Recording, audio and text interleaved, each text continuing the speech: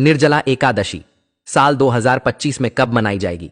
6 जून को या फिर 7 जून को निर्जला एकादशी का व्रत किस दिन रखना सर्वश्रेष्ठ होगा? क्योंकि इस बार निर्जला एकादशी की तिथि 2 दिन पड़ रही है, जिस वजह से निर्जला एकादशी का व्रत किस दिन रखा जाए इसको लेकर बहुत कंफ्यूजन की स्थिति बनी हुई है।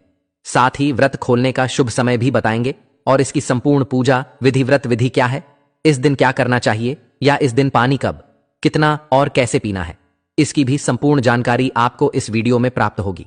तो चलिए बात करते हैं निर्जला एकादशी की। दोस्तों, निर्जला एकादशी का व्रत ज्येष्ठ माह के शुक्ल पक्ष की एकादशी तिथि को रखा जाता है। इसे भीमसेनी एकादशी भी कहते हैं, क्योंकि इस एकादशी का व्रत महाबली भीम ने भी किया था। जेठ के महीने में गर्मी बहुत ज्यादा रहती है, जिस कारण जल की आवश्यकता भी बढ़ जाती है। इसीलिए कहा जाता है कि जेठ मास में ज्यादा से ज्यादा जल का दान करना चाहिए। दोस्तों, निर्जला एकादशी में विष्णु भगवान की पूजा का विशेष महत्व होता है। इस व्रत को रखना बहुत अधिक फलदायी और पुण्यदायी माना गया है।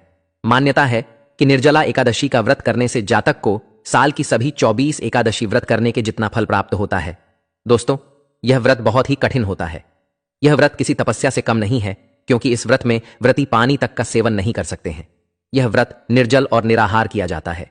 इसलिए निर्जला एकादशी का व्रत बेहद कठिन होता है, क्योंकि इस समय तेज गर्मी होती है और इस व्रत में पानी पीना भी वर्जित होता है। ऐसे में इस व्रत को निर्विघ्न पूर्ण करना बेहद ही कठिन रहता है। निर्जला एकादशी के दिन जरूरत पड़ने पर पानी कब, कितना और कैसे पीना है, यह जानने से पहले निर्जला एकादशी का व्रत कब करना है, पारण कब किया जाएगा, यह जान लेते हैं। चलिए अब जानते हैं कि साल 2025 में निर्जला एकादशी का व्रत कब रखा जाएगा और किस दिन व्रत रखना सर्वश्रेष्ठ रहेगा और व्रत का पारण कब किया जाएगा। पारण करने का सही समय क्या है? तो आपको बता दें कि साल 2025 में निर्जला एकादशी का व्रत 2 दिन रखा जाएगा, क्योंकि इस बार एकादशी तिथि 2 दिन पड़ रही है। हम आपको बताएंगे कि किस दिन किस व्यक्ति को व्रत रखना चाहिए, कब व्रत रखना श्रेष्ठ होगा। तो आपको बता दें कि ज्येष्ठ माह के शुक्ल पक्ष की एकादशी तिथि की शुरुआत 6 जून 2025 की प्रातःकाल 2:15 पर हो रही है और एकादशी तिथि की समाप्ति 7 जून को हो रही है। 2025 की प्रातःकाल 4:47 पर होगी। तो इस हिसाब से एकादशी का व्रत 2 दिन रखा जाएगा। पहला 6 जून 2025 दिन शुक्रवार को और दूसरा 7 जून 2025 दिन शनिवार को।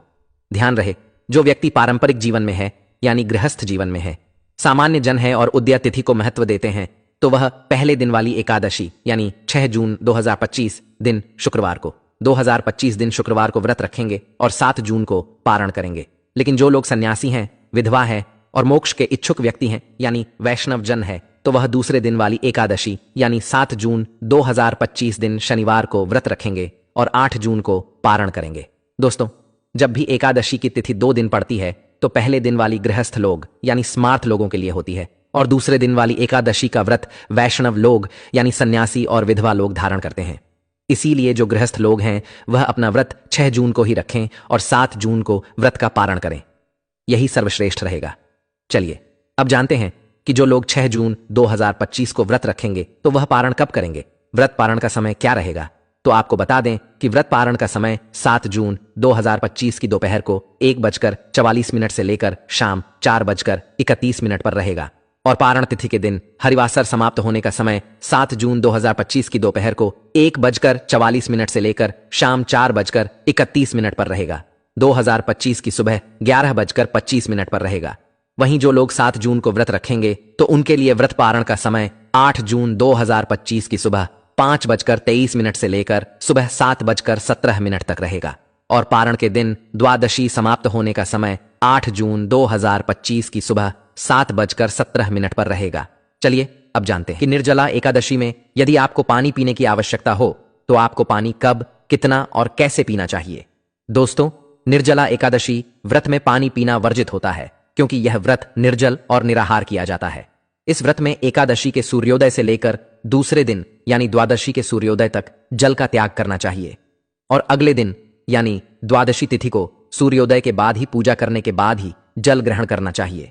लेकिन यदि आपको इस बीच बहुत अधिक प्यास लग रही है, आपका गला सूख रहा है, आपसे बर्दाश्त नहीं हो पा रहा है, तो ऐसी स्थिति में आप इस दिन केवल कुल्ला या आचमन करने के लिए अपने मुंह में पानी डाल सकते हैं। बस ध्यान रखें कि आचमन के तौर पर ही पानी ग्रहण करें, यह नहीं कि आपने ज्यादा पानी पी लिया। इस बात का आपको विशेष ध्यान रखना है कि आप सिर्फ कुल्ला या आचमन ही करें, ना कि पानी पिए।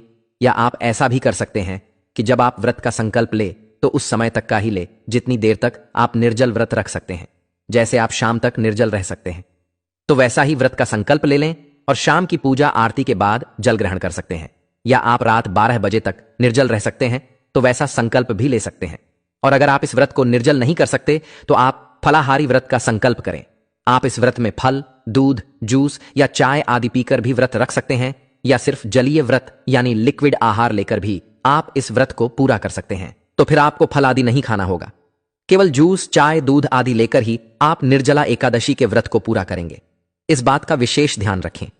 दोस्तों, निर्जला एकादशी की पूजा विधि जरूर समझ लें। व्रती को निर्जला एकादशी के दिन सुबह जल्दी उठकर स्नान आदि करके हो सके तो पीले रंग के वस्त्र धारण करने चाहिए। इसके बाद सूर्य देव को जल अर्पित करें। फिर पूजा स्थल को साफ सुथरा कर गंगा जल छिड़क कर पवित्र कर लें। सभी पूजा सामग्री एकत्रित कर लें। बात करें पूजन सामग्री की तो इसमें आपको एक लकड़ी की चौकी या पटा चाहिए। साथ ही भगवान विष्णु जी की मूर्ति या फोटो, जल का लोटा, पीले फूल माला, चंदन रोली मौली, अक्षत पान सुपारी, लौंग, इलायची, धूप, दीप, इत्र, जनेऊ, नैवेद्य में फल और मिठाई आदि ले लें और पंचामृत भी बनाएं। साथ में कुछ दक्षिणा भी शामिल जरूर करें। आप सारी सामग्री एकत्र कीजिए और आसन लगाकर पूर्व या उत्तर की ओर मुख करके बैठ जाइए। अब लकड़ी की चौकी या पटा रख लें। उसमें पीला कपड़ा बिछाकर भगवान विष्णु जी की मूर्ति या फोटो को स्थान दें। अब सबसे पहले व्रत, पूजा और दान का संकल्प लें। इसके लिए अपने सीधे हाथ में थोड़ा सा जल, पुष्प, अक्षत और एक सिक्का लें और भगवान विष्णु का ध्यान करके अपना नाम, अपना गोत्र, जिस स्थान पर बैठकर आप संकल्प कर रहे हैं वहां का मकान नंबर, क्षेत्र का नाम, शहर का नाम लेकर भगवान से व्रत और पूजन निर्विघ्न पूर्ण हो इसके लिए प्रार्थना करें। घर परिवार की खुशहाली की कामना करें।